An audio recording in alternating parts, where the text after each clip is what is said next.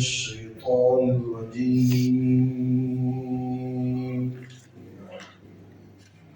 بسم الله الرحمن الرحيم.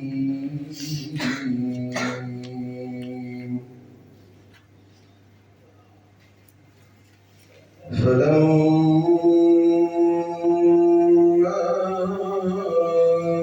أسلما وتله للجبين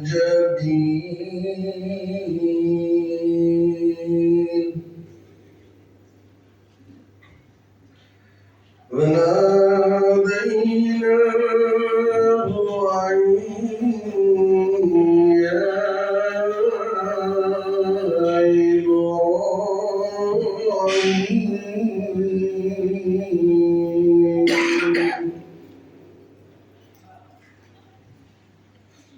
قد صدقت الرؤيا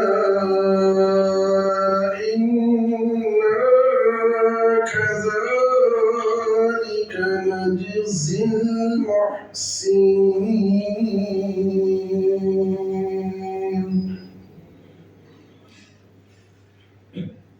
إن هذا لهو البلاء المبين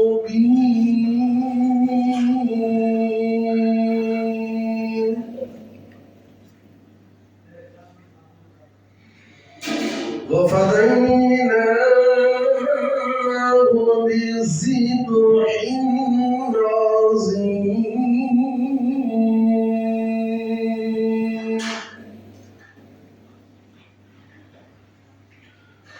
وتركنا عليه في الآخرين سلام على إبراهيم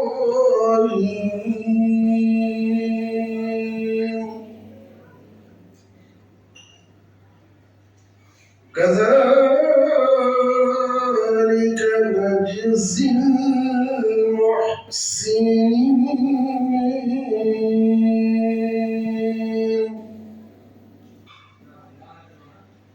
إنه من عبادنا المؤمنين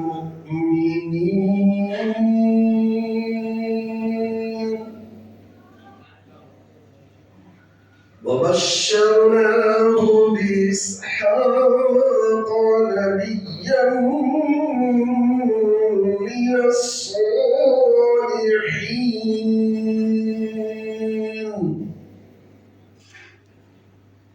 وباركنا عليه وعلى إسحاق ومن ذريتهما محسن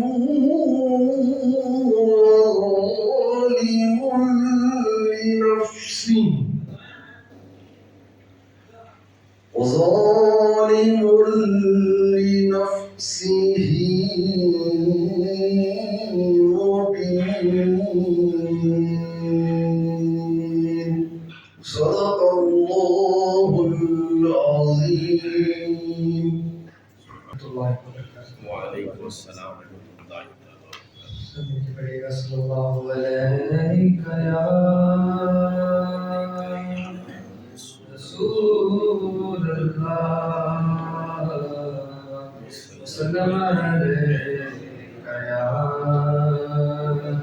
حبیب اللہ صلی اللہ علیک یا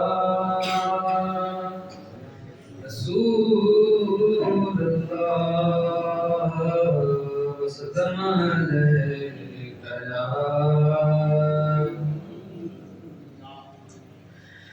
وہاں کیا جود و کرم ہے شہ بطحا تیرا، وہاں کیا جود و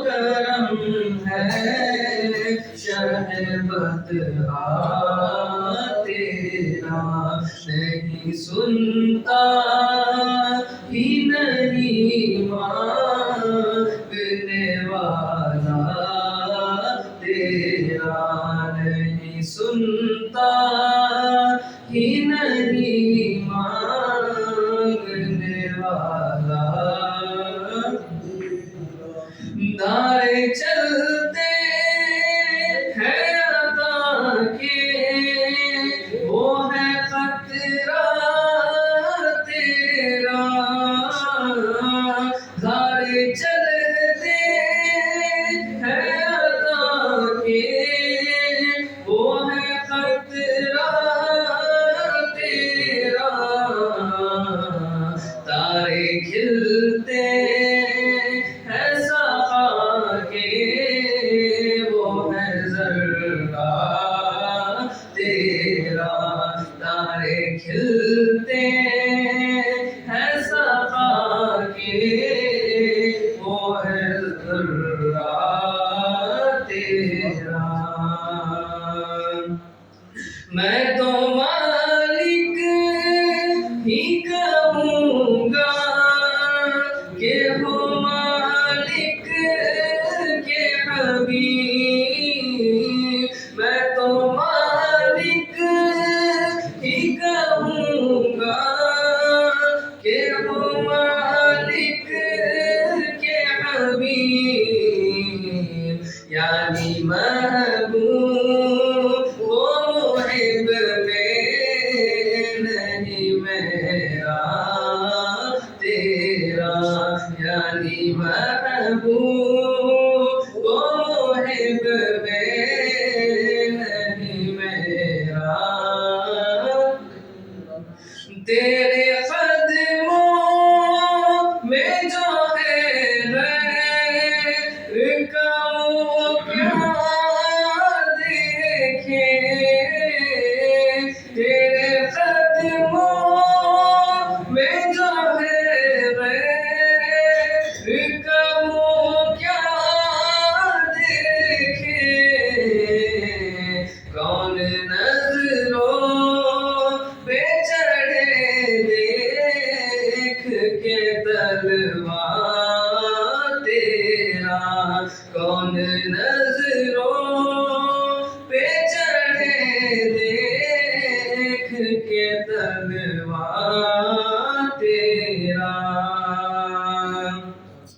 تیری سرکار میں آتا ہے رضا اس کو شفیع، تیری سرکار میں آتا ہے رضا اس کو شفیع، جو میرا باعث ہے اور لاڈلا بیٹا تیرا، جو میرا باعث ہے اور لاڈلا بیٹا تیرا، وہاں کیا جود و کرم ہے شہ بطحا تیرا، نہیں سنتا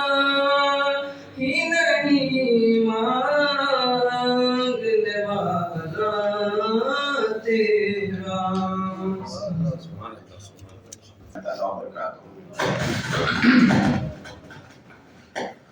میری عادت کے مطابق کچھ بھی سنانے سے پہلے جو بات سنائی جانے والی ہوتی ہے اس میں فضل ربی شامل ہونے کے لیے میں مناسب ہی نہیں ضروری سمجھتا ہوں کہ چند اشعار کا سہارا لے کر بارگاہ نور مصطفیٰ صلی اللہ علیہ وسلم میں حاضر ہو کر پھر اپنی بات کو آپ کے آگے رکھنے کی کوشش کروں گا۔ آئیے میں اور آپ مل کر ایک مرتبہ نبی اور آل نبی پر ہدیہ درود و سلام کا نذرانہ پیش فرمائے۔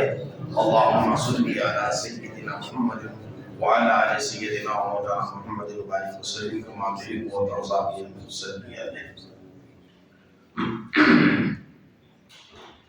جمال و نور کا حالہ حضور نے دیکھا دیکھا. میرا کی رب جب سرکار کو بلاوا ہو گیا تھا، رب کے روبرو تھے، تو وہ جمال خدا دیکھتے رہ گئے اور نور کا حالات دیکھتے رہ گئے. جمال و نور کا حالات حضور نے دیکھا. جمال و نور کا حالات حضور نے دیکھا. زمین کا عرش معلا حضور نے دیکھا. زمین کا عرش معلا حضور نے دیکھا. بات جب دیکھنے کی آتی ہے تو ہر نبی خواہش کیے تھے کہ رب کو میں دیکھوں، لیکن ہم کلامی میسر نہیں ہوتی تھی. صرف موسیٰ نبینا کو رب کی بارگاہ میں بات کرنے کا موقع ملا تھا، تو وہ ذات کلیم رب خدا کا جلوہ دیکھنا چاہتی تھی اور عرض کی اے اللہ میں تیرا جلوہ دیکھنا چاہتا ہوں. تو رب نے فرمایا نہیں اے موسیٰ، میں اپنے جلوے کو اس وقت تک چھپائے رکھا ہوں جب تک میرا محبوب میرے جلوے کو نہ دیکھ لے، اس سے پہلے کوئی دیکھ نہیں سکے گا. ہاں تم ایک نبی ہو، ایک خواہش لے، تمہاری خواہش کو پوری اس طرح کرتا ہوں کہ میرے کئی صفات ہیں، ایک صفت کی چھوٹی سی تجلی کو میں پورے طور پر ظاہر کروں گا، بس اسی کو دیکھ لو. مطلب کیا ہے؟ کسی ایک صفت کی چھوٹی سی تجلی سوئی کے ناکے کے برابر دیکھنے کو موسیٰ کو ملا تو آنکھ چمک گئی، بے ہوش ہو گئی. کیونکہ رب کا وہ کلام قرآن پاک خود رب فرماتا ہے اگر اسے پہاڑوں پر اتارا جائے تو پہاڑ ریزہ ریزہ ہو جائیں گے. جب اس کی کتاب کا یہ عالم ہے تو پھر اس کے نور کو دیکھنے کا عالم کیا ہوگا. تو ایسی آنکھ چاہیے تھی جو پوری قدرت رکھا کر سکتی تھی. خزاں ہو جائے. الغرض میں عرض کر رہا تھا کہ رب کی تجلی کو دیکھنے کی تاب موسیٰ نبینا نہیں لا سکے، تو رب کی ساری ذات کو اپنے ماتھے کی دونوں آنکھوں سے سرکار دو عالم صلی اللہ علیہ وسلم نے معراج کی رات دیکھا. اس خیال کو منظر کو سامنے رکھی اور سوال سماعت فرمائیں. صفت کی ایک تجلی کلیم نے دیکھی. صفت کی ایک تجلی کلیم نے دیکھی. خدا کی ذات کا جلوہ حضور نے دیکھا. زمین تا عرش معلا حضور نے دیکھا. برائے دید احد نے بلایا احمد کو. برائے دید احد نے بلایا احمد کو. اٹھا کے میم کا پردہ حضور نے دیکھا. مقام سدرہ سے بڑھ کر دنا کی منزل تک. مقام سدرہ سے بڑھ کر دنا کی منزل تک خدا ہی جانے کہ کیا کیا حضور نے دیکھا،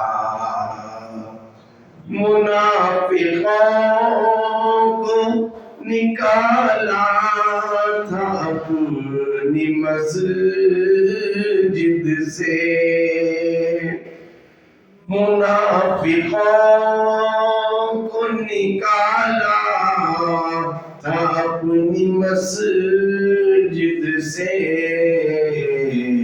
نفاق ان کا سراپا حضور نے دیکھا۔ مفتی کے شعر بنا رہا ہوں۔ علی کو دیکھنے والے ولی بنے اے نور، علی کو دیکھنے والے ولی بنے اے نور، علی کو گود میں ایسا حضور نے دیکھا، علی کو گود میں ایسا حضور نے دیکھا، جمال و نور کا عالم حضور نے دیکھا۔ نحمدہ و نصلی علی رسولہ الکریم، اما بعد، فاعوذ باللہ من الشیطان الرجیم، بسم اللہ الرحمن الرحیم، لا تقنطوا من رحمت اللہ، صدق اللہ مولانا العظیم وصدق رسولہ النبی الامین المتین الکریم، ونحن علی ذلک من الشاہدین والشاکرین، والحمد للہ رب العالمین۔ پچھلی جمعرات یعنی گزشتہ جمعرات میں آپ لوگوں کے اصرار پر مراقبہ کیا ہوتا ہے اس کے چند نکات کو میں نے آیت قرآنیہ کے پیش نظر آپ لوگوں کے سامنے رکھا۔ وہ ایک پہلا پارٹ تھا، وقت کی گنجائش نہیں تھی کہ پورا مراقبے کو سنایا جائے، وقت کو مد نظر رکھتے ہوئے چند حصہ مراقبے کے سنایا گیا، اور انشاءاللہ اسی کی کڑی کو آج کی اس جمعرات کی محفل میں ختم کرنے کی انشاءاللہ کوشش کروں گا۔ مراقبہ کیسے کیا جاتا ہے، مراقبے کے لیے کیا پڑھنا ہوتا ہے، اور مراقبے کا فائدہ کیا ہوتا ہے۔ جب پچھلی نشست آپ نے سماعت فرمائی تھی تو میں نے اپنی بات کو وہاں تک لا کر سمیٹا تھا کہ انسان ہمیشہ روزانہ اپنا محاسبہ کرے، محاسبہ کرے کہ دن بھر کے اپنے اعمال پر کڑی نظر رات کو بستر پر لیٹ کر سوچے کہ میں جب سے صبح آنکھ کھولا ہوں رات تک میں نے کیا کیا کیا۔ جب بندہ یہ سوچے گا تو اس کے آنکھوں کے سامنے ایک فلم جیسا نظر آ جائے گا، سارا دن کا منظر ایسا ہے کہ کوئی فلم ہم دیکھ رہے ہیں، سارا نقشہ ہماری آنکھوں کے سامنے آئے گا کہ ہم نے فجر پڑھی یا نہیں، ظہر پڑھی یا نہیں، عصر پڑھی یا نہیں، مغرب کہیں ہماری چھوٹ نہ گئی، عشاء ہم نے پڑھی یا نہیں، یا زندگی میں کوئی نیک اعمال کیے کیا نہیں، آج قرآن کی ایک رکوع ہی صحیح ہم نے پڑھی یا نہیں، ذکر و اذکار ہم نے کیے یا نہیں، کہیں کسی کی غیبت تو ہم نے نہیں کی، کہیں جھوٹ ہم نے نہیں بولا، کہیں حرام چیز ہم سے صادر نہیں ہوئی۔ یہ سارا اس کو جو ایک کیلکولیشن جو ہوتا ہے ہمارا، اسی کو کیا کہتے ہیں، محاسبہ۔ تو اہل طریقت کے لیے ضروری ہے کہ اپنے اعمال، افعال اور کردار کا محاسبہ کرتا رہے۔ اہل طریقت اپنے اعمال، افعال اور کردار کا ہمیشہ محاسبہ کرتا رہے۔ یہ ایسا نہیں کہ ایک دن کر لیا ختم ہو گیا، نہیں۔ شیطان ہمارا ازلی جو دشمن ہے، جو ہمارا دل نفس امارہ ہے، اتنی آسانی سے مطمئنہ نہیں بنے گا، اتنی جلدی اسے اطمینان حاصل نہیں ہوگا۔ تو لہٰذا اور چند تدابیر اختیار کرنے ہوں گے، اور اس میں کیا تدابیر اختیار کرنے ہوں گے آج کی میری اس نشست میں آگے لے جاتا ہوں۔ ایک چیز ہوتی ہے تمنا، ایک چیز کا نام ہوتا ہے तमन्ना, और एक चीज होती है उसे उम्मीद कहते हैं। तमन्ना मतलब ख्वाहिशात, तमन्ना मतलब ख्वाहिशात। अब उम्मीद जिसे लफ्ज अरबी में रिजा भी कहा जाता है, दोनों में फर्क है। पहले समझ जाएं कि तमन्ना किसको कहते हैं और उम्मीद किसको कहते हैं, दोनों का फर्क हमें मालूम हो जाए तो किस चीज पर हमें अमल करना है। क्या हमारी तमन्नाओं पर हमें अमल पैराही करना है या उम्मीदों को हमारी बाकी रखना है, ये चीज हमारी समझ में आ जाए। मैं बैठे बैठे अगर ख्वाहिश करूं, तमन्ना करूं कि मुझे बिरयानी मिल जाए, मिल जाती? कब मिलती बिरयानी? जब मैं उसकी कोशिश करना, उसका सारा मौज जो होता सब सामान जमा करना, पकाना, पककर रेडी होना, तब जाकर मेरी ख्वाहिश पूरी होती है। अगर मैं तमन्ना करूं कि मैं अमेरिका को चला जाऊं तो क्या मेरी तमन्ना पूरी हो जाएगी? नहीं, उसकी कोशिश करना है। अमेरिका को जाने के लिए कोशिश करना है। कोशिश में कई चीजें आती हैं, जैसे पासपोर्ट का बनाना होता है, वीजा का हासिल करना होता है, फिर एयर की टिकट, प्लेन की टिकट बुक करना होता है। ये सारी चीजों को मैं अमल पैराही करा तो तभी जाकर मैं अमेरिका पहुंच सकता हूँ। सिर्फ ख्वाहिश करने से मैं अमेरिका नहीं पहुंचूंगा। अगर कोई बंदा ख्वाहिश कर ले कि मैं इस मर्तबा हज को जाऊंगा, तमन्ना कर ले, क्या हमारी तमन्नाओं पर हम पूरे उतर जाएंगे?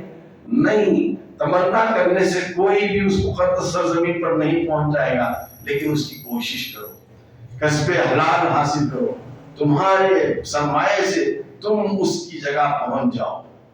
मन इस्तिता इलैहि सबीला, तुम्हारी इस्तिताअत से जो हलाल कमाई तुम्हारी होती है उसके जरिए तुम अब कोशिश करो कि चाहे गवर्नमेंट से हो या प्राइवेट से हो, टिकट हासिल करो, सीट हासिल करो, जब उस मुक़द्दस सरजमीन पर चले जाओ। तो तमन्ना ख्वाहिशात का नाम होता है। ख्वाहिशात कभी कम नहीं होते। जैसे किसी शायर ने कहा, हजारों ख्वाहिशें ऐसी कि हर ख्वाहिश पे दम निकले, मगर कम निकले मेरे दिल के अरमां, फिर भी कम निकले। तो ऐसा होता है, ख्वाहिश करने से कोई भी किसी मकाम और किसी मंजिल को नहीं पा सकता। तो किसी मंजिल, किसी मकाम, किसी मर्तबे को अगर हासिल कोई करना चाहता है तो उसके लिए जरूरी है कि वो उम्मीद करे। उम्मीद कब करते हैं? अमल करने के बाद बंदा उम्मीद रखता है। जैसे इम्तिहान बच्चा दे देता है, इम्तिहान देने के बाद अब उम्मीद रखता है कि मैं पास हो जाऊंगा। अगर इम्तिहान ही नहीं लिखा, पढ़ा ही नहीं, इम्तिहान ही नहीं लिखा, तो क्या वो पास होने की उम्मीद रख सकता है? नहीं। उम्मीद उसका नाम है। अमल पहले होता है, फिर अल्लाह की जात से उम्मीद रखता है कि अल्लाह ताला मेरे किए हुए आमाल को जाया नहीं करेगा और मुझे उस मेरे मुकाम पर मुझे पहुंचाएगा। तो इसी को क्या कहते हैं? उम्मीद, यानी रिजा भी कहा जाता है। उम्मीद जायज है, उम्मीद जायज है। तमन्ना मजमूम है, तमन्ना मजमूम है और उम्मीद मुस्तहसिन है। तमन्ना मजमूम होती है और उम्मीद हमेशा मुस्तहसिन होती है।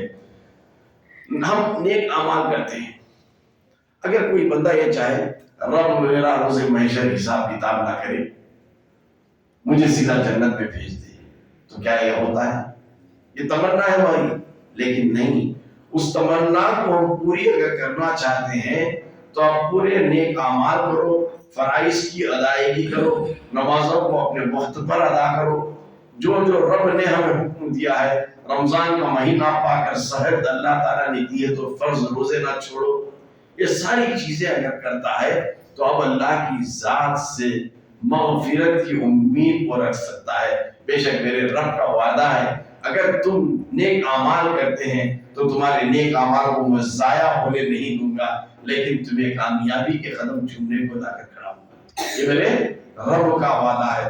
तो जब रब की जात से उम्मीद कर लो तो अब अल्लाह ताला बंदों से फरमाता है, ला तक़नतु मिन रहमतिल्लाह, मेरी रहमत से ना उम्मीद मत हो, मेरी रहमत से ना उम्मीद मत हो। ارے ہم محنت کریں، کوشش کریں اور نا امیدی رکھیں، یہ کفر ہے۔ میرا رب تو اتنا عطا کرنے والا ہے، اس کے دربار میں کچھ کمی کی حاجت ہی نہیں ہے، ہر چیز وہ عطا کرنے والا ہے، تو ایسے سخی دربار سے نا امیدی کوئی رکھنا یہ کفر ہوتا ہے۔ تو لہٰذا ہم اس کے دربار سے امید رکھیں، امید کرنے سے پہلے نیک اعمال بچا لیں، نیک اعمال ہم کریں تب امید رکھیں، تو بے شک رب کا وعدہ ہے کہ تمہاری امیدوں کو بیکار اور ضائع ہونے نہیں دے گا۔ امید میں رب کے ساتھ بندے کو ایک ایسا تعلق جوڑ لینا ہے کہ دیگر ہر چیز سے اس کا تعلق کٹ جانا ہے۔ امید اس کو کہتے ہیں میں اس سے بھی امید رکھا، اس سے بھی امید رکھا، اس سے بھی امید رکھا، نہیں، امید رب کی ذات سے ایسی رکھو کہ دیگر چیزوں کا تعلق ہم سے کٹ جائے، دنیا اور دنیا کی خواہشات ہمارے دل سے کٹ جائیں اور نکل جائیں، اور ہمارا قلب کا تعلق رب کی ذات سے بالخصوص ہو جائے، تو اب ہماری امید قوی ہو جاتی ہے، ہماری امیدیں قوی ہو جاتی ہیں۔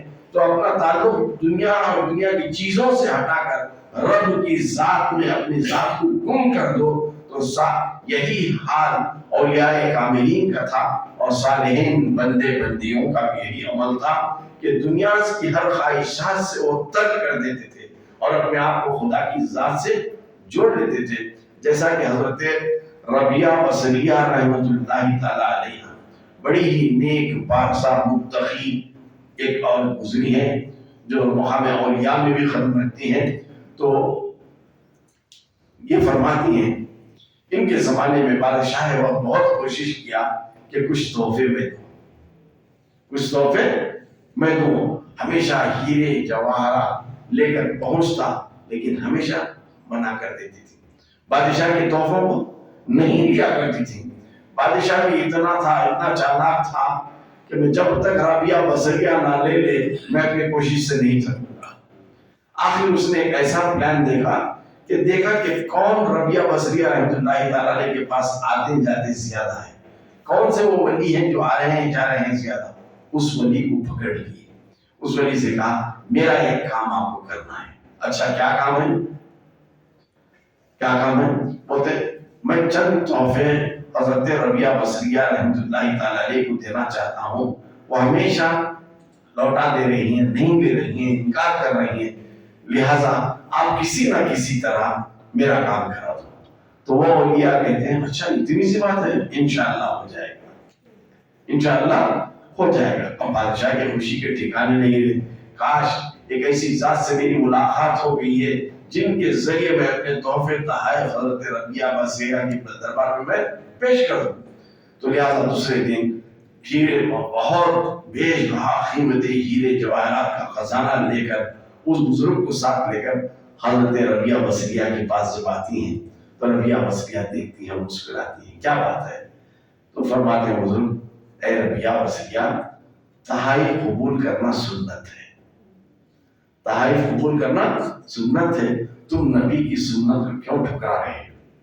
اور دوسرا شریعت کا معاملہ بھی ہے، بادشاہ وقت جب کوئی حکم دے تو یہ تو ناجائز حکم نہیں تھا، ایسا نہیں تھا کہ شراب پیو جوا کھیلو، نہیں، یہ تو صرف ایک تحفے کا معاملہ تھا، آپ کو لے لینا چاہیے تھا۔ تو ایک دم جلال میں آ جاتی ہیں، جلال میں آ جاتی ہیں، اپنی چادر کو اس بزرگ اور بادشاہ وقت کے سر پر ڈال دیتی ہیں، جیسے ہی سر پر ڈال دیتے ہیں کیا دیکھتے ہیں یہ بزرگ اور بادشاہ، اس کے چاروں طرف بیش بہا خزانے، جو ایک بہت سی بڑے خزانے سمجھ کر لایا تھا ہیرے جواہرات جس پر بادشاہ کو فخر تھا، اب اطراف ایسے خزانے دیکھ کر پسینے چھوٹ جاتے ہیں، تو اب ربیہ بصریہ چادر کو کھینچ لیتی ہیں اور فرماتی ہیں اپنے دوست سے اے میرے دوست، جب مولا نے میرے پاس ارد گرد اتنے خزانے رکھے ہیں تو میں اس سے پوچھنے سے حیا کرتی ہوں، میں اس سے پوچھنے سے شرماتی ہوں، تو پھر یہ دنیا کے چند تحائف لے کر میں کیا کروں؟ تو جو بندہ اپنا ربط، اپنا تعلق صرف خدا کی ذات سے جوڑ لیتا ہے وہ ہر چیز سے بے نیاز ہو جاتا ہے، ہر چیز سے بے نیاز ہو جاتا ہے۔ تو ایک وقت ایسا ہوا کہ ایک بادشاہ کے دربار میں ایک وزیر تھا، بہت ہی مشہور وزیر تھا، اچانک ایک دن اس وزیر کے دل میں خشیت الہی پیدا ہوئی. یہ خشیت الہی آپ نے پچھلی مجلس میں سنا، چار کبوتر واقعہ شاید یاد ہے آپ کو، جو نوجوان مرید تھا خشیت الہی سے کیا مقام حاصل کیا تھا، پچھلی نشست میں آپ نے سنا ہے. تو اچانک اس وزیر کے دل میں ایک خشیت پیدا ہو جاتی ہے اور وہ اپنے منصب سے استعفیٰ دے دیتا ہے. کہاں ہے؟ بادشاہ کے وقت بہت بلند مقام پر تھا وہ وزیر، آج چھوٹا موٹا ایک کارپوریٹر اپنی جگہ سے استعفیٰ دے نہیں سکتا. تو وزارت سے استعفیٰ دینا کتنا بڑا دل بہادری کا ہوگا. اچانک وہ وزیر استعفیٰ ریزگنیشن سبمٹ کر دیتا ہے. پریشان ہو جاتا، بادشاہ سوچتا ہے استعفیٰ دے کے چلا جاتا ہے، جنگلوں میں چلا جاتا ہے وزیر، اور کئی دنوں کے بعد واپس آتا ہے. کون؟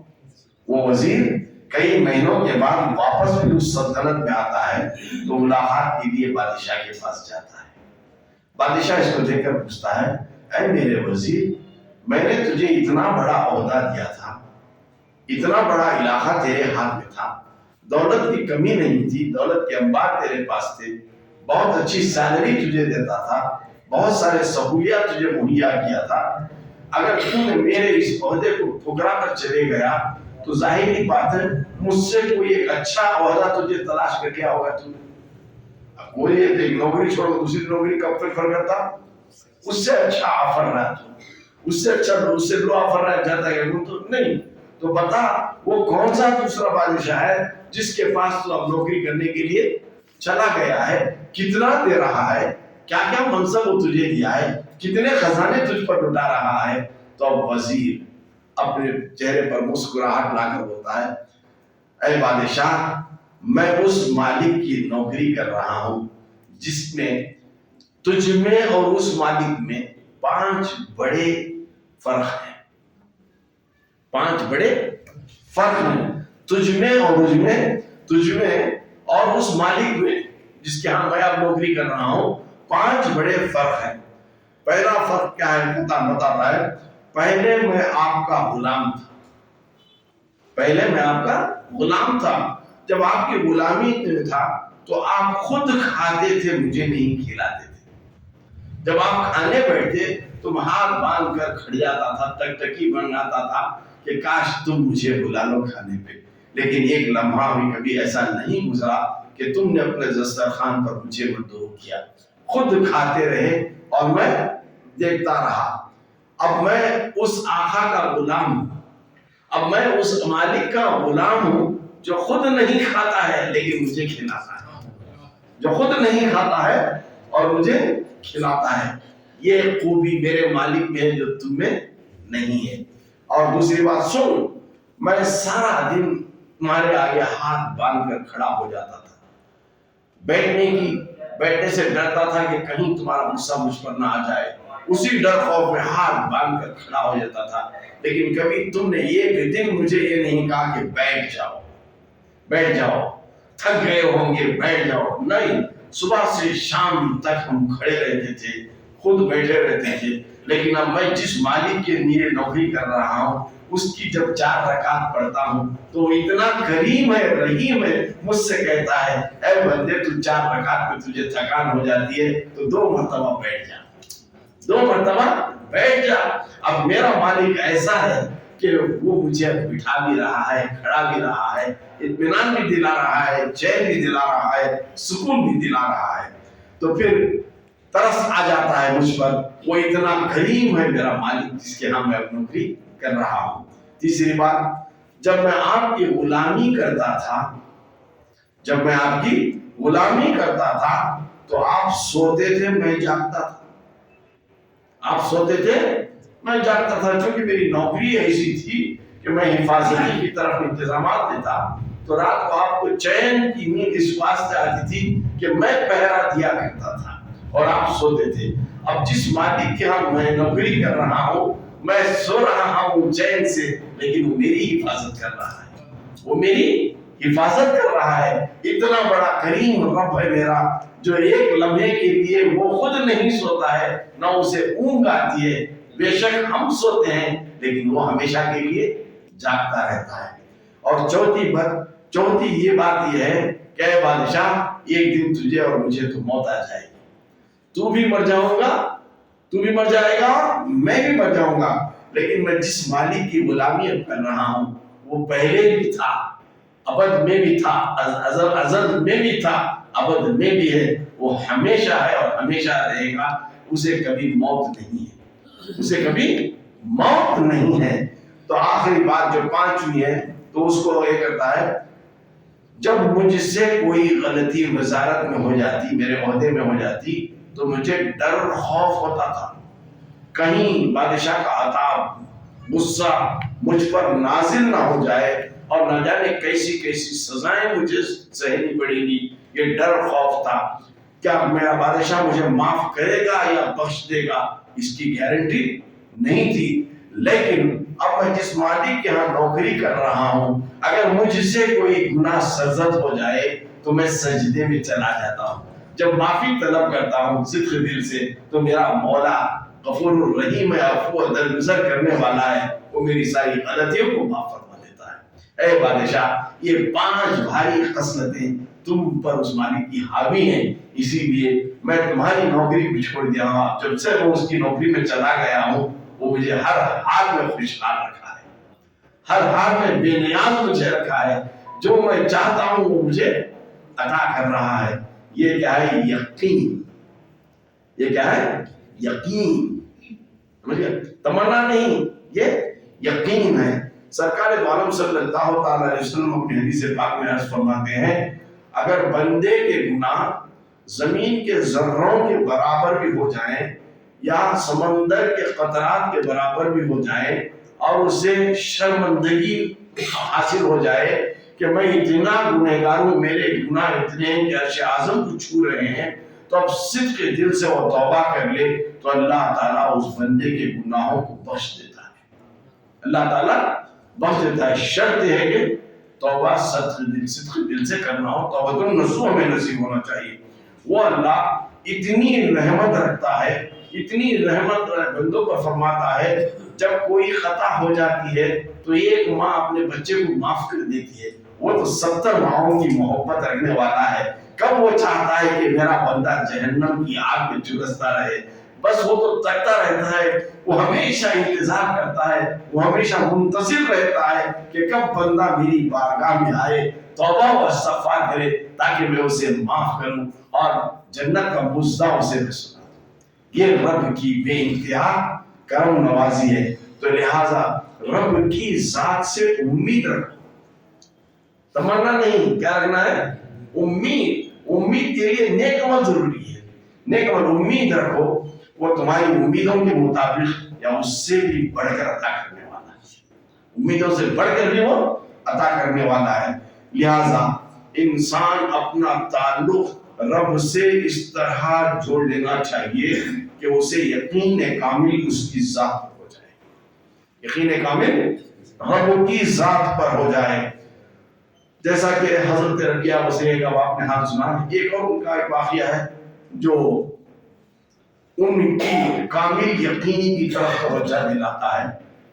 حضرت ربیہ بصریہ ایک دن بھوکی تھی، گھر میں آٹا تھوڑا سا میسر تھا جس سے ایک روٹی بن پاتی تھی، یہ ایک روٹی بنائی، ابھی کھانے ہی والی تھی کہ دستک دروازے پر ہوئی، میں سائل ہوں، بھوکا ہوں، مجھے کچھ دے دو، مجھے کچھ دے دو۔ حضرت ربیہ بصریہ نے کہا کہ یہ اللہ کے نام پر سائل مانگ رہا ہے، تو روٹی کو اٹھائی، پوری ایک روٹی کو سائل کو دے دی۔ ہمیں تمہیں ہوتے تو کیا کرتے؟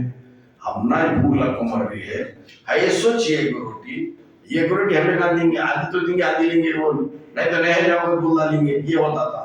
لیکن توکل کتنا تھا حضرت ربیہ بصریہ کا، پوری ایک روٹی کو اٹھاتی اور دے دی۔ چند لمحے کے بعد پھر دستک ہوتی ہے، آنے والا کہتا ہے اے ربیہ بصریہ، فلاں انسان نے آپ کے لیے تحفہ بھیجا ہے۔ کیا بھیجا ہے؟ روٹیاں بھیجی۔ کھول کر گنتی ہیں، رکو بولتے ہیں، گنتی ہیں تو 10 ہوتی ہیں، تو فرماتے ہیں یہ تحفہ میرا نہیں ہے، کسی اور کا ہوگا، واپس لے کر جاؤ، واپس لے کر جاؤ۔ پھر تھوڑی دیر کے بعد پھر دروازے پر دستک ہوتی ہے، آنے والا کہتا ہے اے ربیہ بصریہ فلاں انسان نے آپ کے لیے ایک تحفہ بھیجا ہے، فلاں نے آپ کے لیے تحفہ بھیجا ہے. پھر گنتی ہیں، روکتی ہیں اسے، گنتی ہیں روٹیاں 20 ہوتی ہیں، پھر واپس لوٹاتی ہیں، فرماتی ہیں یہ میرا نہیں، میرا رب کا وعدہ مجھ سے ہے، جب اس کی راہ میں ایک نیکی کرو گے تو وہ 70 نیکیاں دے گا. جب تک 70 روٹیاں کسی طرف سے نہیں آتی میں کسی کا توبہ نہیں قبول کریں گی. چند وقفے کے بعد پھر ایک فرشتہ شکل ظاہر میں آتا ہے اور 70 روٹیوں کو دے جاتا ہے. یہ کیا ہے؟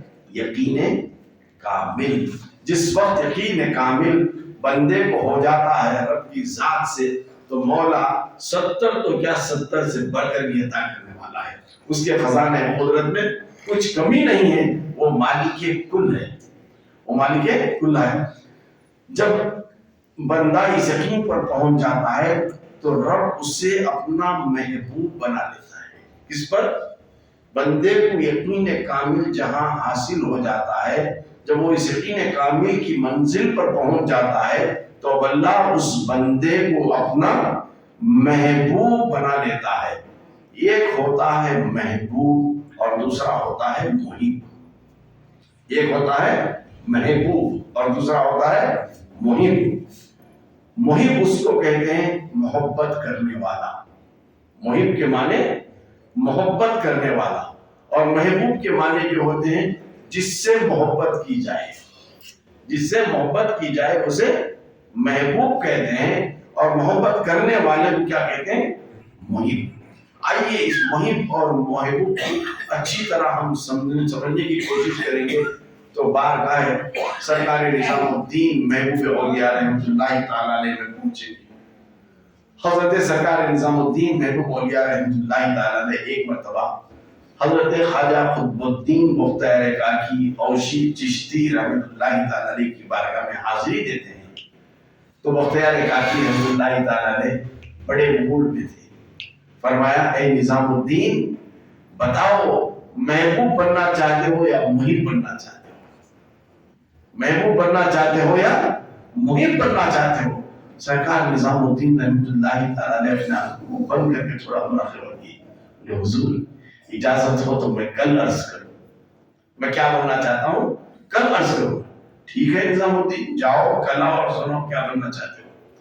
اب آتے ہیں راستے میں اسی خیالات میں غرق ہیں، محبوب اور محب کے خیالات میں گم ہو کر چلے آ رہے ہیں. کیونکہ وعدہ لے کر آئے تھے کل میں میری ماں سے پوچھ کر آؤں گا، اجازت لے کر آئے تھے. راستے میں ایک دکان پڑتا تھا، اس دکان کے آگے غریب رہتا تھا. ایسا غریب تھا کپڑے پھٹے پرانے، بدبو آ رہی تھی. کوئی اسے دیکھنا تو دور کی بات اس کے قریب سے گزرنا بھی گوارا نہیں کرتا تھا. تو وہ بندہ خدا کا نظام الدین اولیاء رحمۃ اللہ تعالیٰ علیہ سے مخاطب ہو کر وہ فقیر کہتا ہے اے نظام الدین کہاں سے آ رہے ہو؟ فرماتے ہیں بابا میں بختیار کاکی کی بارگاہ سے آ رہا ہوں. کیا ہوا؟ انہوں نے پوچھا کہ محب بننا چاہتے ہو یا محبوب بننا چاہتے ہو؟ تو تم نے کیا کہا؟ میں کل بتاؤں گا. بابا آپ میری رہبری کرو، میں کل بتاؤں گا. وہ فقیر کیا کہتے ہیں میں بھی تمہیں کل بتاؤں گا کہ تم محب بننا چاہو یا محبوب بننا چاہو. غرض ماں کے پاس آ جاتے ہیں، سارا ماجرا سناتے ہیں. ماں بھی بولتی ہے میں تمہیں کل سناؤں گی، میں بھی تمہیں کل سناؤں گی. دوسری صبح فجر کے بعد بڑی تمنائیں لے کر، خواہشات لے کر، بڑی امید لے کر ماں سے پوچھتی ہیں اے ماں آج کا آپ نے وعدہ فرمایا تھا، بتاؤ کہ میں محب بنوں یا محبوب بنوں. ماں فرماتی ہیں بیٹا جاؤ کل جس فقیر سے آپ کی ملاقات ہوئی تھی نا اسی فقیر سے پوچھو کہ تمہیں کیا بننا ہے. دوڑے دوڑے جب اس دکان کے پاس آتے ہیں تو کیا دیکھتے ہیں کہ فقیر اس مقام پر نہیں ہے.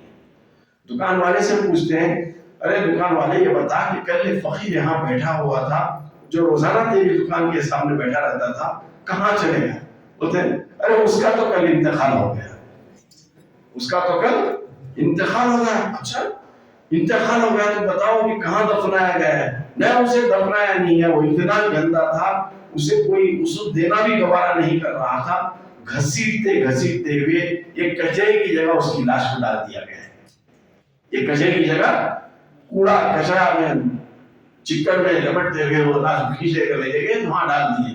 तो सरकार महबूब इलाही दौड़ते दौड़ते जब देखते हैं तो वाकई लाश पड़ी होती है उस फकीर की। फरमाते हैं बाबा, आपने वादा फरमाया था, आपने वादा फरमाया था कि आप जवाब दूंगा, आप तो इंतखाब कर चुके हैं, अब मैं बताओ कि मैं मुहिब बनूं या महबूब बनूं। बस इतना कहना था। कल में शहादत पढ़ते हुए वो फकीर अपनी आंखों को खोल देते हैं और उठकर बैठ जाते हैं। तो बोलते हैं, ऐ निजामुद्दीन, मैं भी मुहिब बनने की ख्वाहिश किया था, मुहिब बन गया तो मेरा ये हाल हुआ। मुहिब में दुनिया वालों ने ये हाल कर दिया कि मुझे कफनाया तक नहीं, दफनाया तक नहीं, नहलाया तक नहीं, कूड़े कचरे में लाकर मेरी लाश को फेंक दी है। लिहाजा मुहिब बनने की कोशिश मत करो, महबूब बन जाओ, महबूब बन जाओ। फिर कलमा पढ़ा, आंखों को बंद कर दिया, फिर अपनी मौत की नींद को आप चले गए। जब इस फकीर का जवाब मिल चुका था तो अब दौड़ते दौड़ते हजरत निजामुद्दीन औलिया रहमतुल्लाहि तआला अलैह अपने दादा मुर्शिद की बारगाह में पहुंचते हैं। बख्तियार काकी रहमतुल्लाहि तआला अलैह की बारगाह में पहुंचकर अर्ज करते हैं। तो देख नजर पड़ते ही बख्तियार काकी ने पूछ लिया, ऐ निजामुद्दीन, क्या तुमने अपनी वालिदा से पूछ कर आया है? तो सारा वाक़िया अर्ज कर देते हैं। तो आप सरकार कदमों को चूमते हैं, गिर जाते हैं, पकड़ लेते हैं, मुझे मुहिब नहीं बनना चाहिए, मुझे महबूब बना दीजिए। बस बताना था, इतना कहना था। बख्तियार काकी की अता उस वक्त उरूज पर थी। तो फरमाया, ऐ निजामुद्दीन, मैं तुम्हें महबूब इलाही बना देता हूँ, मैं तुम्हें महबूब इलाही बना देता हूँ। जब तक क़यामत नहीं आएगी तुम्हारी महबूबियत का आलम दुनिया में डंका बजता रहेगा। ये अता होती है महबूब और मुहिब की। इस वाक़े से आपने समाप्त फरमा लिया मुहिब क्या होता है, महबूब क्या होता है। महबूब वो होता है जो बंदगाने खुदा पर तरस खाता है, तो सुबह और शाम लंगर उनकी हयात में भी था और आज भी चल रहा है।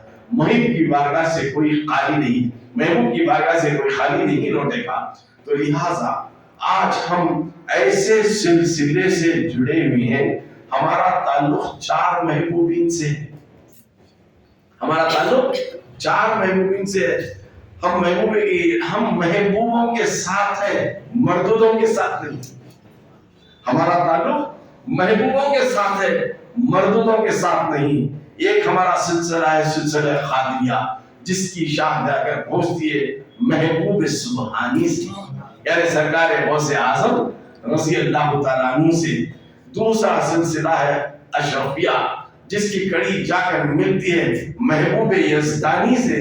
महबूब यज़दानी सरकार सैयदना मखदूम अशरफ जहांगीर सिन्नानी रहमतुल्लाहि तआला अलैह। और तीसरे महबूब है महबूब रब्बानी, महबूब रब्बानी आला हजरत अशरफी मियां रहमतुल्लाहि तआला अलैह हम शबीह गौसे आजम। ये तीसरे महबूबीन हैं। और चौथे महबूब है सरकार निजामुद्दीन महबूब इलाही। तो ये चारों के महबूबीन होने पर न किसी आलिम को शक है, न किसी वली को शक है, न किसी बुलंद मकाम के हासिल करने वालों को शक है। तो अल्लाह का फजल है, हमारा ताल्लुक इन चारों महबूबीन से। जब चारों एक महबूब से जब इतना मिल पाता है तो फिर चारों महबूबीन से हम कितना नहीं ले सकते हैं। बस शर्त ये है कि हम अपने आप का मुहासिबा करें, हम अपने आप का मुहासिबा करें। ये चीज हासिल होती है, महबूबियत का मकाम हासिल होता है मुहासबे से। मुहासबे का फायदा सबसे बड़ा ये होता है, बंदा अपने सारे दिन भर का मुहासिबा करता है, कैलकुलेशन कर लेता है, तो मेरी क्या क्या बुराइयां थी, तो अब बुराइयों को देखा कि आज मेरी एक नमाज छूट गई, अब आहद कर ले, कल मैं 5 वक्त की नमाज पढ़ूंगा, मेरी छूटी हुई नमाज की भी खजा कर लूंगा, ये आहद कर ले। देखिए आज मैं एक रुकू भी मुझे पढ़ने की तौफीक नहीं मिली, आहद कर ले कि आज नहीं, मैं कल इंशाअल्लाह 2 रुकू पढ़ूंगा। आहद कर ले, आज मैंने जिसके लिए कायनात बनाई गई है, जिसकी उम्मत में अंबिया आना पसंद करते थे, उस नबी की उम्मत में हम हैं, तो उस उम्मतियों के लिए हुक्म दिया गया है रब ने, इन्नल्लाह व मलाइकतहु युसल्लूना अलन नबी, मैं और मेरे फरिश्ते अपने महबूब पर درود و سلام پڑھ رہے ہیں. اے ایمان والو تم بھی یہ درود و سلام پڑھو. کیا ہمیں ایک دن میں روزانہ ایک مرتبہ درود شریف کم از کم پڑھنے کی توفیق ملی ہے یا نہیں؟ یہ میں اس لیے کہہ رہا ہوں، چند گروپ میں جو احباب ہے وہ دیکھ رہے ہوں گے، اس مہینہ میں 5 لوگوں کو نکال دیا اس گروپ سے. نکالنے کی وجہ یہ تھی، نکالنے سے پہلے موقع دیا. 2 مہینے میں 60 دن آئے. کتنے دن؟ 60 دن. 60 دن میں ایک مرتبہ بھی درود پڑھنے کی انہیں توفیق نصیب نہیں ہوئی. پھر اپنے آپ کو کس منہ سے ہم سرکار کا امتی کہلائیں گے؟ کس منہ کو لے کر سرکار کی شفاعت حاصل کریں گے کل؟ ذرا سوچو. ارے اس نبی اللہ پر کثرت سے درود پاک پڑھنے کے لیے کہا گیا ہے. وہ درود پاک جو بیماریوں سے شفا عطا کرتی ہے، وہ درود پاک جو تندرستیوں کو دور کرتی ہے، وہ درود پاک جو بلندیوں کے مقام پہنچاتی ہے، حتیٰ کہ وہ درود پاک جو نبی اور خدا کا قرب حاصل کراتی ہے. ایسے پاک وظیفے سے ہم دور ہو جائیں، پھر یہ خواہش کریں گے ہم بھی دنیا والوں کے آگے محبوب بن جائیں. یہ ناممکن ہے. تو محبوبیت کا مقام حاصل ہوتا ہے کہ اپنے سے تمام برائیوں کو ختم کریں اور محاسبہ اس طرح کریں کہ دیکھیے 24 گھنٹے ہمارے پاس روزانہ ملتے ہیں. یہی 24 گھنٹے روزانہ پیرانے پیر کو بھی ملا کرتے تھے. یہی 24 گھنٹے غریب نواز کو ملا کرتے تھے. یہی 24 گھنٹے مخدوم پاک کو ملا کرتے تھے. کیوں یہ 24 گھنٹوں میں اتنے خدا کے برگزیدہ بن گئے ہیں؟ آج ہم اتنے بچھڑ کیوں گئے ہیں؟ اپنا محاسبہ اس طرح کرو. بستر پر جا کر دیکھو روزانہ ہم نے کیا کیا. بازار میں کتنا وقت گزارا، کھیل کود میں کتنا وقت گزارا، بیکار کی گفتگو میں کتنا وقت گزارا، ٹائم پاس کتنا وقت گزارا، ٹی وی کے آگے کتنا وقت گزارا، موبائل کے آگے کتنا وقت گزارا، اور رب کی بارگاہ میں کتنا وقت گزارا. اگر رب کی بارگاہ میں تمہارا وقت کم گزرا اور فضول میں زیادہ نکلا تو اب ہم خسارے میں یعنی نقصان میں ہیں. اگر رب کی بارگاہ میں وقت زیادہ نکالے اور دنیاوی کاموں میں کم نکالے ہیں تو پھر ہم فائدے میں. ہم فائدے میں. اس طرح روزانہ ہر ایک کو اپنا اپنا محاسبہ کرنا چاہیے. تو اب ایسا محاسبہ ہو جائے تو محاسبہ کرتے کرتے روزانہ آج اتنا ہوا اتنا ہوا. ایک دن میں نہیں ہوتا ہے. پریکٹس میکس مین پرفیکٹ جسے کہا جاتا ہے. اسی طرح روزانہ کرتے کرتے محاسبہ ایسا ہماری زندگی میں موڑ ڈالیں کہ ہمارا زیادہ وقت خدا کی ذات سے جڑ جائے اور کم وقت دنیاوی کاموں میں لگ جائے. تو اب اللہ تعالیٰ کا قرب بھی ہمیں حاصل ہو جاتا ہے. اسی کو کہتے ہیں مراقبہ. اسی کو کہتے ہیں مراقبہ. مراقبے کے لیے پہلی شرط کیا ہے؟ محاسبہ. محاسبہ. محاسبے کے بعد جو ہمیں تعلق حاصل ہوتا ہے مشاہدہ. محاسبے میں جو کامیاب ہو جاتا ہے اس کے بعد مشاہدہ. مشاہدہ مطلب کیا؟ دیکھنا. اب پاس الفاظ کا ذکر کرتے ہیں. حضرت کو کہتے ہوئے آپ نے سنا مرشد کے تصور میں، مرشد کے خیال میں تم پاس الفاظ کا ذکر کرو. کہتے ہیں کیا کبھی مرشد کا خیال آیا؟ خالی نام چہرہ ہو گیا نہیں گا، پھر غائب ہو گیا نہیں گا، اسکرین میں ہوگا ہاتھ چلے گا تھا. تو مشاہدہ کیسے حاصل ہوتا ہے؟ آج خانقاہوں کی اندرونی بات آپ کے آگے رکھوں گا. چونکہ ہم بارگاہوں پر جاتے ہیں، ہر ولی کی بارگاہ میں جاتے ہیں تو ان سے تصرف حاصل کرنا ہے، ان سے کچھ لینے کے لیے جاتے ہیں. وہ تو ہماری بات سنتے ہیں لیکن وہ کیا جواب دیتے ہیں وہ سننے کی قدرت بھی ہم میں پیدا کرنا ہے. کیا کرنا ہے اس کے لیے؟ تو پہلے باوضو بارگاہوں پر چلے جاؤ. کسی بھی ولی کی بارگاہ کیوں نہ ہو، باوضو چلے جاؤ اور جانے کے بعد ایسی جانب بیٹھو چہرے کے سامنے ہو. جب بھی قبر میں جس کو لٹایا جاتا ہے چہرہ قبلے کی جانب ہوتا ہے.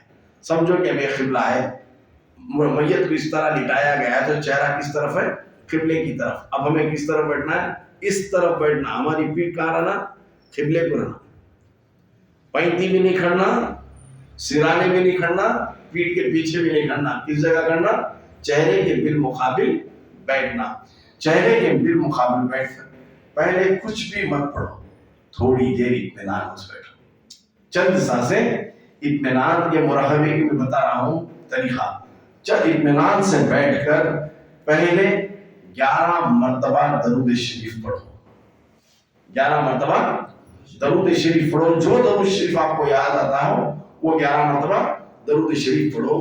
پھر اس کے بعد 11 مرتبہ سورہ الم نشرح پورا. الم نشرح لک صدرک ووضعنا عنک وزرک الذی انقض ظہرک ورفعنا لک ذکرک فإن مع العسر یسرا ان مع العسر یسرا فإذا فرغت فانصب وإلی ربک فارغب. یہ پوری سورت کتنی بار پڑھنا ہے؟ 11 مرتبہ. پھر 1 مرتبہ سورہ فاتحہ پڑھو. پھر آخر میں 11 مرتبہ درود شریف پڑھو. کیا کیا کرنا ہے؟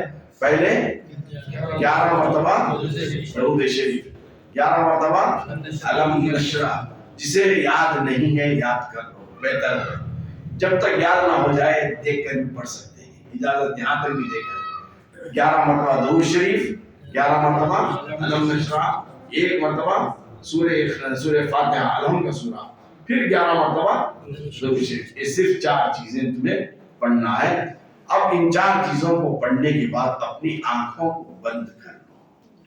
اپنی آنکھوں کو بند کر کر سینے پر لفظ اسم اللہ کا تصور کرو. سینے پر, قلب پر ایسا ہے کہ ہمارے قلب, ہمارے سینے پر لفظ اللہ لکھا ہوا ہے. اسم ذات اللہ کا نام یہ لکھا ہے, تصور کرو. اور دل میں, زبان سے نہیں, دل میں اللہ اللہ ذکر کرتے رہو. اللہ اللہ ذکر کرتے رہو. شرط یہ ہے کہ تصور شیخ میں ڈوبنا ہے.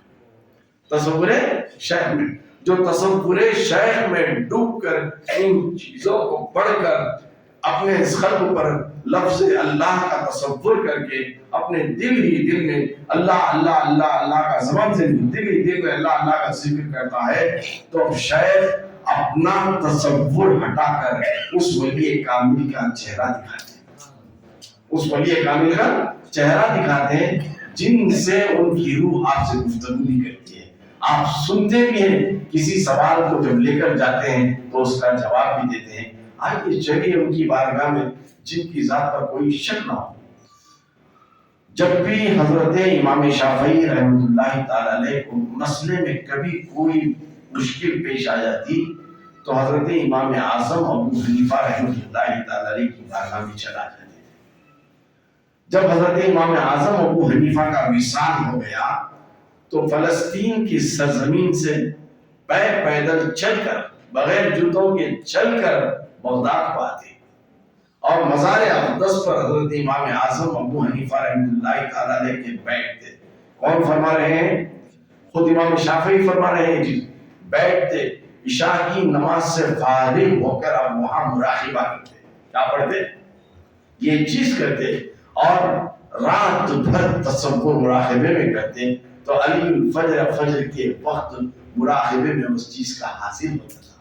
روح پاک حضرت امام اعظم ابو حنیفہ ان کی رہبری فرماتی کہ اس پیچیدہ مسئلے کا حل یہ ہے. یہ بزرگوں کا آزمادہ چیز ہے.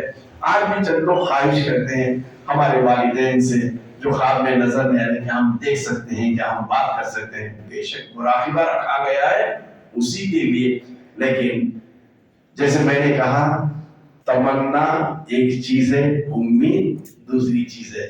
صرف تمنا ہم رکھیں, تمنا رکھ کر اگر پڑھ لیں تو کوئی چیز ہمیں نظر نہیں آتی, تو اس کی طرف ہمیں کیا کرنا ہے؟ پہلے محاسبہ, اپنے برائیوں کو ختم کرنا ہوگا. اگر تم مشاہدے میں کسی کو دیکھنا چاہتے ہو, روزانہ کرنا ہے. یہ ہو ہی نہیں سکتا کہ آئینے پر اگر دھول جمی ہوئی ہے تو کیا چہرہ نظر آتا؟ نہیں. اب چہرہ نظر آنا ہو تو کیا کرنا؟ آئینے کے دھول کو پاک کرنا, تب جا کر چہرہ دکھتا. اسی لیے مراقبے میں ہم مشاہدہ کرنا چاہتے ہیں تو ہمارے دل میں برائیوں کی دھول اگر جمی ہوئی ہے تو پہلے اس برائیوں کا خاتمہ کرنا ہوگا. جب وہ برائیاں ہم سے ختم ہو جائیں تو اب دل کا آئینہ صاف ہو جائے گا، اب تمہارے مرشد کا بھی تمہیں دیدار ہو جائے گا، اور مرشد ذات رسول کا بھی تمہیں مشاہدہ کرا دیں گے۔ وہی فنا فی الرسول کا مقام ہے، اور جب فنا فی الرسول کے مقام میں تم کامیاب ہو جاؤ گے تو پھر تم ایسی عبادت کرو گے کہ تم رب کو دیکھ رہے ہو، رب کے جلووں سے تم سرفراز ہو جاؤ گے۔ اسی لیے مراقبہ رکھا گیا ہے۔ الغرض کہنے کا حاصل یہ ہے کہ مرید کے لیے لازمی ہے کہ مراقبے میں غرق رہے، مراقبے میں غرق ہونے سے پہلے مشاہدہ کرے، محاسبہ کرے، اپنا محاسبہ کرے، محاسبہ کرنے کے بعد مجاہدہ کرے۔ یعنی مجاہدہ کس سے کرنا ہے؟ جہاد کرنا ہے۔ کس سے؟ گناہوں سے، اپنے گناہوں سے، شیطان سے جہاد کرنا ہے۔ تو محاسبہ کرتے وقت مجاہدہ ہوتا ہے، مجاہدے میں اپنے نفس سے لڑا جاتا ہے اور برائیاں ختم ہو جاتی ہے، تو اب ہمیں مشاہدہ حاصل ہوتا ہے، تب جا کر ہمارا مراقبہ ختم ہو جاتا ہے۔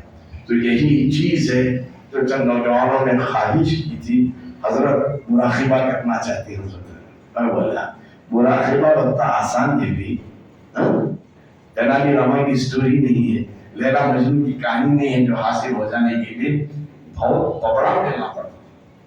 اولیاء کاملین صرف اسی طرح اپنے وہاں پر نہیں پہنچے، بڑے سخت مجاہدے کیے، مراقبے کیے، تب جا کر وہ بلند مقام پر حاصل ہو جاتا ہے۔ جب کسی کو یہ مقام حاصل ہو جاتا ہے، اتنا مراقبے میں اس کی پابندی آ جاتی ہے، تو وہ بندہ کہیں کسی بارگاہ میں جانے کی ضرورت نہیں ہوتی۔ اگر پیران پیر سے بات کرنا چاہتا ہے تو اپنے آنکھوں کو بند کر کے مراقبہ کر لیتا ہے، تو وہیں دستگیری عطا ہو جاتی ہے۔ تو یہ چیز ہوتی ہے مراقبہ کیا ہوتا ہے۔ تو یہ ساری چیزوں کو میں نے اپنی دونوں مجالس میں ایک مختصر سے انداز میں رکھنے کی کوشش کیا کہ اللہ تعالیٰ مجھے اور آپ کو ہمارے نفس کے خلاف جہاد کرنے کی توفیق رفیق عطا فرمائے، اور روزانہ ہمارا محاسبہ بھی کرنے کی ہمیں توفیق عطا فرمائے، تاکہ روزانہ محاسبہ لازمی ہے۔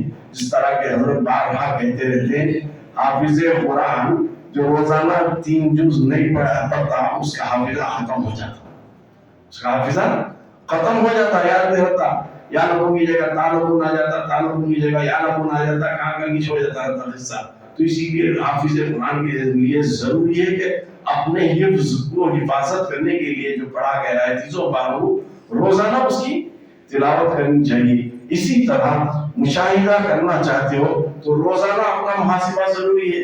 ایسا نہیں کہ ایک مراقبہ کرے تو وہ سے اعظم ہو گیا، نہیں، روزانہ محاسبہ مجاہدہ ہونا چاہیے، تبھی جا کر اب ہماری امید رب کی ذات سے ایسی جوڑ لینا ہے، تو ساری چیزیں عمل کرنے کے بعد اللہ کی ذات سے جب بندہ امید رکھتا ہے تو اللہ تعالیٰ فرماتا ہے لا تقنطوا من رحمت اللہ، اے بندے میری رحمت سے امید مت، نا امید مت ہو، میں جو امید رکھتا ہے وہ تجھے عطا کرتا ہوں، یا اس سے بڑھ کر بھی میں تجھے عطا کرتا ہوں۔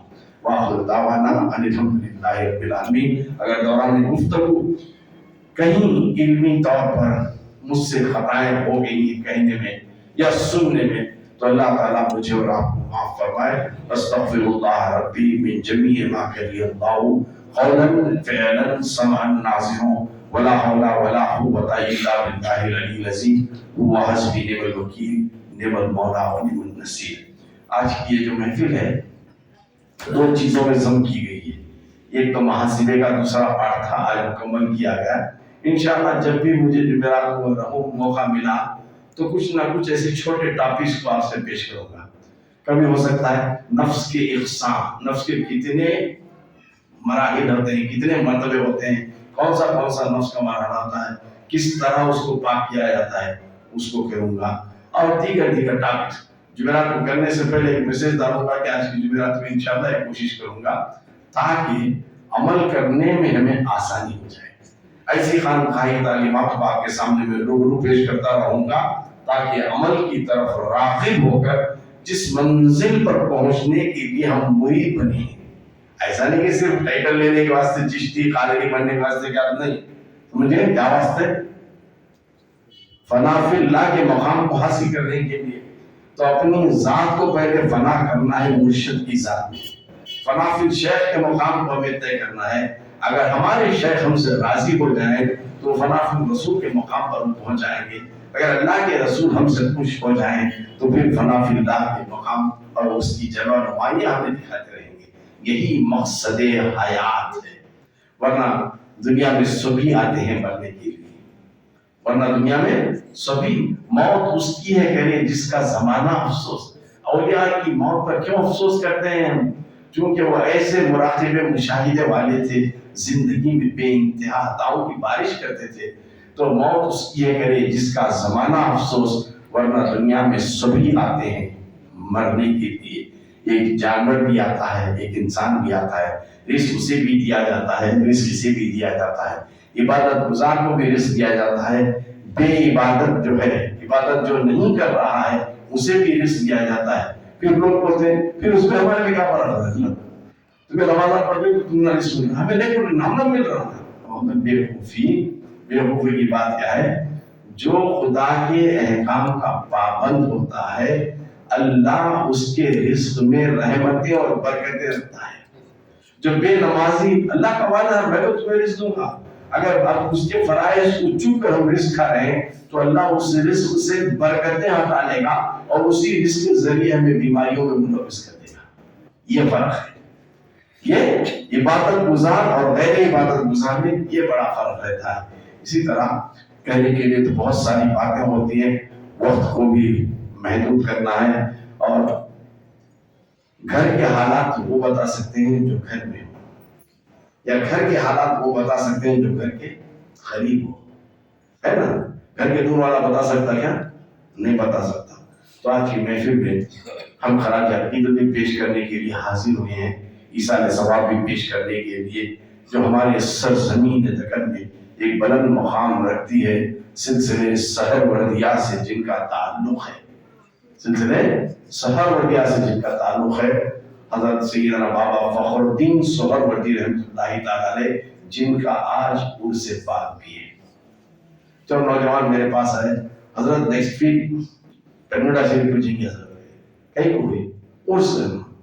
بولا عرس آج ہے، عرس آج ہے نہ نیکسٹ ویک ایڈجسٹ کرنی تھی. میں بولا اولیاء اللہ کی بارگاہوں پر عرس کے دن کیوں اتنا ہجوم پہنچتا ہے؟ کیا دیوالی پیسہ خرچہ کر کو چین سکون اپنی تجارت کو سنبھالا احتاط رکھ کر ان کی جگہ پہنچ جاتے ہیں.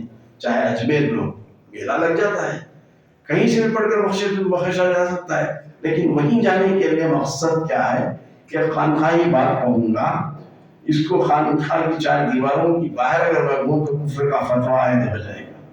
لیکن جو بزرگان دین تعلیم دی ہے اس حق بات کو آپ کے سامنے رکھوں گا. سال میں کتنے دن رہتے ہیں؟ 365 365 ڈیز. 360 پر 4 دن اللہ کے ولیوں کا وسیلہ دے کر رب سے مانگنا جائز ہے. ولیوں کا وسیلہ دے کر مانگنا جائز ہے. کتنے دن؟ 360 پر 4 دن. لیکن جس دن ان کا عرس آتا ہے اس دن ان کے وسیلہ دے کر رب سے مانگنا یہ ناجائز ہے. اس واسطے کہتا ہوں اس کا دن ہوتا یہ ہے کہ خانقاہ کی باریکی کی بات ہے. بولا چار دیواری کے باہر بولو تو کافر کفر کا فتویٰ. تو عرس کے دن ان کا وسیلہ نہیں، اس واسطے کہ اس دن ان کی ذات خدا کی تجلیات میں گم ہو جاتی ہے. تو اسی لیے اب ان غیر نہیں جاننا چاہیے اس دن. تو اس دن انہی سے مانگنا ہے. کس سے مانگنا ہے؟ انہی سے مانگنا ہے. صاحب عرس سے ان کے عرس کے دن مانگنا ہے تو بے شک حاصل مراد ہوگی. باقی کے 360 پر 4 دن ان کے وسیلے سے رب سے مانگنا ہے. تو میں نے کہا جب جانا ہی ہے تو نیکسٹ ویک اس کا دن حاضر جی لینا رہا تو 100% لیں گے، ڈسکاؤنٹ بھی ملیں گے. بونس جب مل رہا ہے تو کئی بھی چھوٹی جگہ تو بچا کریں گے. تو بچوں نے عہد کر لیا انشاءاللہ بعد مجلس انشاءاللہ. میں اس بات سے کہہ رہا ہوں کہ بعد میں اگر کسی کو پتا چلے حضرت تمہیں سیلفش تھے کہیں کو بھی تمہیں معلوم ہے لوگ تمہیں چلے گے، ہم نہ بولیں گے. اگر ہم نہ بھی ہدایت ہوتی تو ہمیں بھی پہنچ جاتے تھے. کہیں ایسا نہ ہو. اگر کہیں کسی کا من ہے تو وہ بھی چل سکتے ہیں، اس میں بڑی بات نہیں. تو لہٰذا میں بات کر رہا تھا، گھر کی بات گھر والا کہہ سکتا ہے، یا پڑوسی اچھی طرح کہہ سکتا ہے، دور والا نہیں کہہ سکتا ہے. اسی لیے جس ذات کا عرص ہے اس ذات کے بارے میں یا کچھ اولیاء کی شان میں چند کشائی کرنے کے لیے میں اکبر گزارش کرتا ہوں کہ حضرت والا اپنے خیالات کا اظہار فرمائیں. الشیطان الرجیم. بسم اللہ الرحمن الرحیم.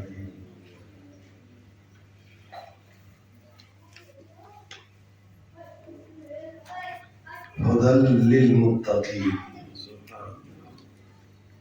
متقیوں کے لیے ہدایت ہے. پہلے ہدایت نہیں ہے، پہلے متقی ہے. ہدی للمتقین. ہدایت کس کے لیے ہے بھائی؟ متقی کے لیے. پہلے متقی بننا ہے، بعد ہدایت. قرآن کے الفاظ ہیں.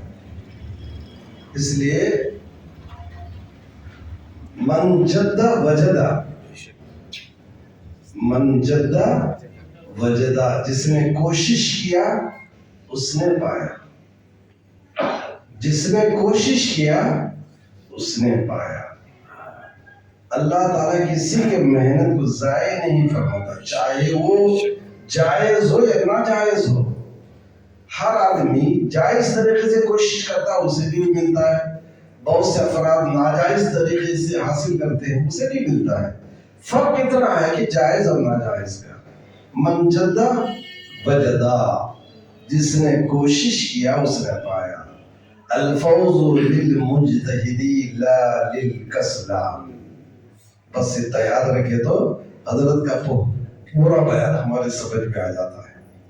صرف سننے سے مراتب بلند ہوتے نہیں، قربیت حاصل نہیں ہوتی، مرشد کے محبوب نہیں ہوتے. کیا؟ الفوز للمجتہدی لا للکسلان. کامیابی کس کے لیے؟ محنتی کے لیے. لا للکسلان، سست اور کاہل کے لیے نہیں. ایک کان سے سنیا، ایک کان سے چھوڑ دیا. ہاں وقتی طور پر اب اعمال لکھے جاتے ہیں. جب تک ہمیں خانقاہ میں بیٹھے ہماری عبادت نہ بھی کرے تو ہمارا غرض ہے کیا ہے؟ صرف اللہ رسول کی خوش ندی کی خاطر ہیں جمع ہوئے ہیں. وقتی طور پر ہم ثواب مل رہا، سننے کا بھی ثواب، بولنے کا بھی مل رہا ہے. لیکن سننے کے بعد جب اس پر ہمارا عمل نہیں ہو رہا تو ہمارا سننا جو ہے وقتی طور پر ہے. اس لیے کہا گیا الفوز، فوز ہے تو کامیابی. الفوز للمجتہدی، مجتہدی کامیابی محنتی کے لیے، لا للکسلان. المجتہدی مسرور فی کل وقت. المجتہدی مسرور فی کل وقت. محنتی آدمی ہر وقت خوش رہتا ہے. المجتہدی مسرور فی کل وقت، یہ معنی کیا ہے؟ جسی بھی میدان میں محنت کرتا ہے، عبادت میں، ریاضت میں، تلاوت میں، ذکر و اذکار میں، خوش ہو جاتا ہے. الکسلان مضمون فی کل وقت، سست اور کاہل ہمارا وقت پریشانی میں رہتا ہے. تو بس حضرت کا بیان عام فہم ہے مریدوں کے لیے اور معتقدین کے لیے. بس اپنا محاسبہ کر کے زندگی کا مقصد کو مد نظر رکھتے بھی، کیونکہ ہمیں 24 گھنٹے میں جو کوشش کر رہے ہیں وہ سب سے آیا ہے. کیا ہے؟ خوشحالی، پونجی پتی، بینک بیلنس، عمارتیں، جائیداد. بزرگان دین فرماتے دری جہاں ہیچ چیز وفادار نیست. دری جہاں، اس دنیا میں ہیچ چیز، کوئی چیز وفادار نیست. نہ بیوی، نہ شوہر، نہ بچے، نہ دوست، نہ احباب. حضرت نبی بولے کہ 5 فرق بادشاہ میں اور اللہ میں فرق ہے. اسی طرح دوستی ایسی سی کرو جسے فنا نہیں ہے، ہر چیز کو فنا ہے، کل من علیہ فان ویبقا وجہ ربک ذو الجلال والاکرام، باقی رہنے والی ذات سے اگر ہمیں دوستی کرے تو ہمیں بھی باقی رہیں گے، وقتی طور پر دفنائے تک مریں گے، پھر قبر میں زندہ ہو جائیں گے۔ یہ زندگی کتنی اچھی ہے، سڑ گل جانے کی زندگی کیسی ہے۔ بہت سے بزرگان دین اپنے قبروں میں زندہ ہیں، ان کے اعمال سب کے اقسام، سب کے ارواح کے اقسام ایک طرح نہیں ہوتی، انسان کے جیسے اعمال ہوں گے ویسا ہی قبر میں اس کے ساتھ سلوک کیا جاتا۔ اگر آدمی زندہ ہے تو اسے کون بھی دفناتا نہیں، زندہ آدمی کو دفنانا حرام ہے، کبیرہ گناہ ہے۔ اس لیے اللہ تعالیٰ کی طرف سے جب موت آتی ہے اسے دفنائے تک وہ مردہ نظر آتا ہے، مرد دفنا کے 40 قدم آنے سے پہلے اسے زندہ کر دیا جاتا ہے۔ جب وہ زندہ نہیں ہوتا تو پھر قبر میں فرشتوں کے سوال کے جواب کیسا کرے گا؟ تو آرزو ایسی رکھو قبر میں زندہ رہے، قبر میں زندہ رہے، تو قبر میں زندہ رہ کے نہیں کیا ہے؟ اللہ رسول کی خوش نودی کی زندگی گزارنا ہے، دنیا کو پسے پش ڈالنا ہے، دنیا کی محبت کو کم کرنا ہے، جتنا ملا اس پر شکر ادا کرنا ہے، اور خدا کی بندگی میں پیش قدم ہونا ہے۔ بزرگان دین فرماتے ہیں دینداری میں ہمارے سے نیچے والے کو دیکھنا ہے، ہمیں گھر میں جھوپڑی والے کو دیکھنا ہے۔